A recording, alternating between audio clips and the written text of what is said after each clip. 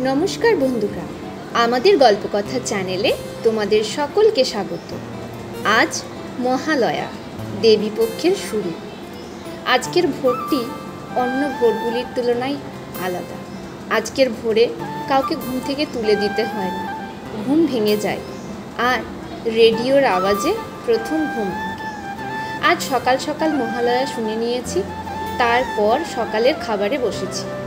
Breakfast আজকে ইডলি আর আমার husband Suvendu jhalmuri দিয়ে সারলো। ঘর দোয়ার ভালোভাবে গুছিয়ে নিয়ে পরিষ্কার করে নিলাম, কারণ আজকে একটু বাজারে বেরোতে হবে।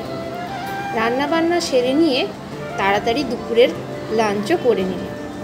আজকে যেহেতু মহালয়া, তাই আজকে দুপুরের রেসিপিতে ছিল ভাত, মুগের ডাল, ঝিঙে আলু পোস্ত আর বড়ি ভাজা। ব্যাস, ঝটপট লাঞ্চ সেরে আমি বেরোবার জন্য রেডি হয়ে গেলাম। আজকেই পুজোর নতুন জামা পরা শুরু করে দিয়েছি। রেডি হয়ে ঝটপট বেরিয়ে পড়লাম বাজারের উদ্দেশ্যে। আজ মহালয়া, অথচ দেখো পুজোর কেনাকাটা টুকটাক এখনও বাকি রয়ে গেছে। আজকে বাকি কেনাকাটাগুলোকে সারবো বলে বেরিয়ে পড়েছি হাওড়ার উদ্দেশ্যে। আজ আমরা যাচ্ছি হাওড়ার বড় বাজার। বড় বাজার থেকে আমাদের প্রয়োজনীয় কিছু জিনিস কিনব, আর তার সঙ্গে সঙ্গে একটু মণ্ডপে ঘুরেও আসবো। একসঙ্গে দুটো কাজই হয়ে যাবে।